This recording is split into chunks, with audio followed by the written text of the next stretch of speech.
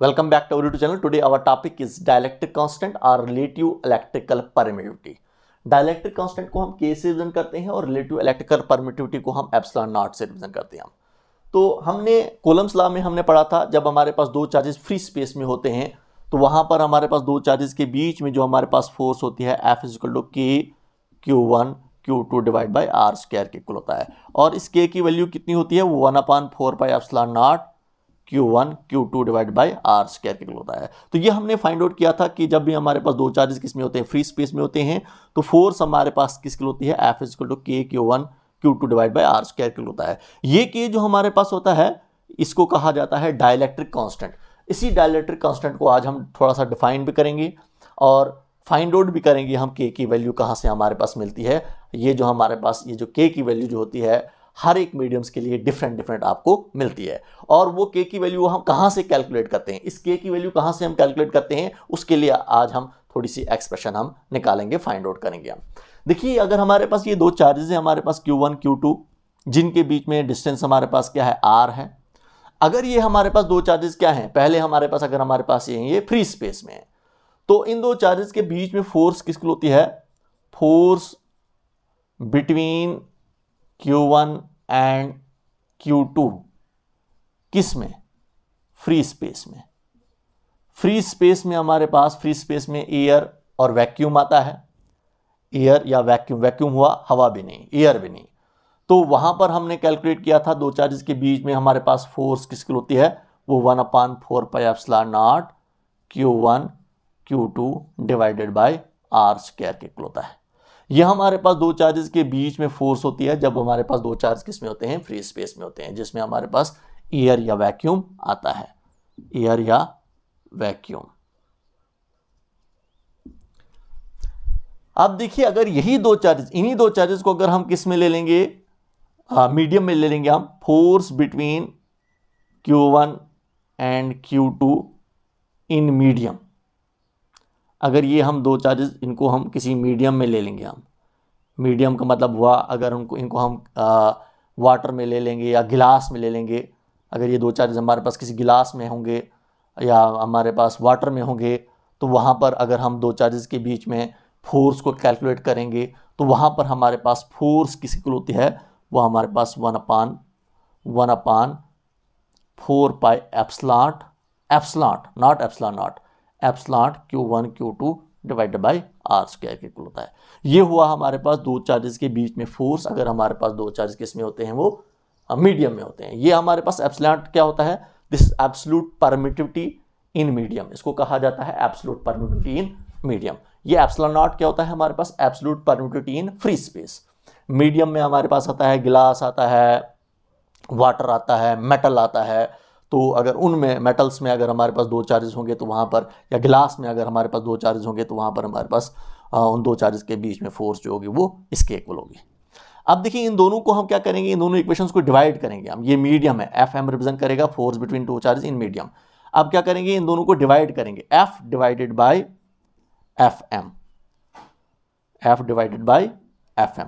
Left side में left side को divide करो, राइट साइड में आप राइट साइड को डिवाइड करो आप। इसका मतलब पहले हम इसको लिखेंगे हम 1/4 pi epsilon naught Q1 Q2 divide by r square whole divide by 1/4 pi epsilon Q1 Q2 divided by r square. देखिए, डिनोमिनेटर में है, इसका रेसिप्रोकल होगा तो आपके पास क्या आएगा, 1/4 pi epsilon naught Q1 Q2 divided by r square, इसका रेसिप्रोकल होगा तो ये जो हमारे पास आएगा 4 पाई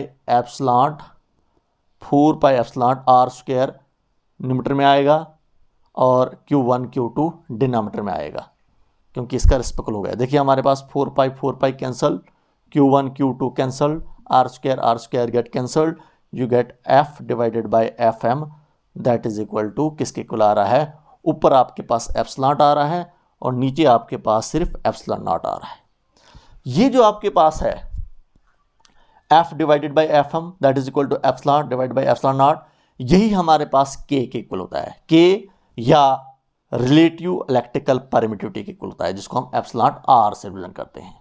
देखिए, यहां से हम डिफाइन करते हैं, किसको डिफाइन करते हैं, रिलेटिव इलेक्ट्रिकल परमिटिविटी को या डाइलेक्ट्रिक कांस्टेंट को हम यहाँ से डिफाइन करते हैं। तो देखिए दो तरीके से यहाँ से आप डिफाइन कर सकते हो। आप dielectric constant it is a ratio of force between two charges in free space to the force between two charges in medium. तो यहाँ पर हम लिख सकते हैं हमारे पास क्या होता है डाइलेक्ट्रिक कांस्टेंट या रिलेटिव इलेक्ट्रिकल परमिटिविटी क्या होता है, it is a ratio of force between two charges in free space to the force between two charges in medium. तो डाइलेक्ट्रिक कांस्टेंट को हम यहां से हम डिफाइन कर सकते हैं। डाइलेक्ट्रिक कांस्टेंट और relative electrical permittivity it is a ratio of force between two charges in free space to the force between two charges in medium. इसको हम डाइलेक्ट्रिक कांस्टेंट को या रिलेटिव इलेक्ट्रिकल परमिटिविटी को हम यहां से भी हम डिफाइन करते हैं। It is a ratio of absolute permittivity in medium to the absolute permittivity in free space. यहां पर ये एप्सिलॉन नॉट है, एप्सिलॉन नॉट आपने लिखना है यहां पर। तो ये हमारे पास क्या होता है डाइलेक्ट्रिक कांस्टेंट और relative electrical permittivity it is a ratio of absolute permittivity in medium. Epsilon naught क्या होता है absolute permittivity in medium to the absolute permittivity in free space. तो इसका मतलब के या डाइलेक्ट्रिक के या एप्सिलॉन आर की जो वैल्यू जो हम निकालते हैं वो F divided by F M से निकालते हैं या epsilon divided by epsilon naught से निकालते हैं। अगर ये हमारे पास फोर्सेस पता होंगी, दोनों फोर्सेस पता होंगी तो हम के की वैल्यू निकाल सकते हैं या एप्सिलॉन आर की वैल्यू निकाल सकते हैं, या हमें ये पता होंगी तो फिर भी हम क्या निकाल सकते हैं हम के की वैल्यू फाइंड आउट कर सकते हैं। देखिए हमारे पास थोड़ा सा आपको मैं बोलूँगा मैं डिफरेंट मीडियम में हमारे पास के की वैल्यू क्या होती है। जैसे अभी मैं कहूँगा आपको मैं वैक्यूम में हमारे पास के की वैल्यू क्या होती है 1.000, ये हमारे पास वैक्यूम में के की वैल्यू होती है। वैक्यूम का मतलब होता है हवा भी नहीं। इसी तरीके से हमारे पास के की वैल्यू अगर हम ईयर की बात करेंगे, ईयर में हमारे पास के की वैल्यू क्या होती है वो 1.006 होती है, 006 यह हमारे पास ईयर में के की वैल्यू होती है। इसी तरीके से के की वैल्यू अगर हम ले लेंगे हम के की वैल्यू अगर हम गिलास में ले लेंगे हम तो गिलास में के की वैल्यू हमारे पास क्या होती है 3 to 4 होती है। गिलास में हमारे पास के की वैल्यू कितनी होती है 3 to 4 होती है। इसी तरीके से हमारे पास अगर हम वाटर ले लेंगे हम, वाटर में हमारे पास के की वैल्यू क्या होती है, वाटर में हमारे पास के की वैल्यू 81 होती है। अगर हम मेटल ले लेंगे तो मेटल में के की वैल्यू कितनी होती है इन्फिनिटी होती है मेटल में।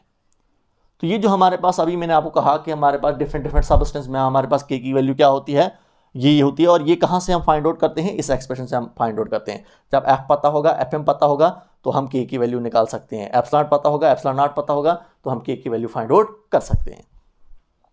अब देखिए यहाँ पर अगर आपको बोलूँगा मैं ये के हमारे पास क्या होता है डाइलेक्ट्रिक कांस्टेंट होता है, ये के है।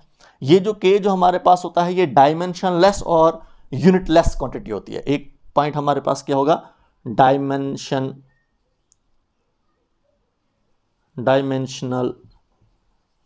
लेस एंड यूनिटलेस क्वांटिटी होती है, यूनिटलेस क्वांटिटी है। किस तरीके से हमारे पास डायमेंशनलेस और यूनिटलेस है। डायमेंशनलेस की अगर हम बात करेंगे तो देखो हमारे पास डायमेंशन फोर्स का डायमेंशन क्या होता है, देखिए के हमारे पास किस होता है, यहां पर अगर आपको बोलूंगा मैं के हमारे पास F divided by F naught F divide by F M के कुल होता है। ऊपर भी फोर्स है नीचे भी फोर्स है। फोर्स का डायमेंशन फार्मूला हमारे पास क्या होता है ml_t-2 होता है। नीचे भी फोर्स है तो ml_t-2 है। ml_t-2 कैंसिल आउट हुआ, इसका मतलब कोई डायमेंशन आपको के की नहीं मिलेगी।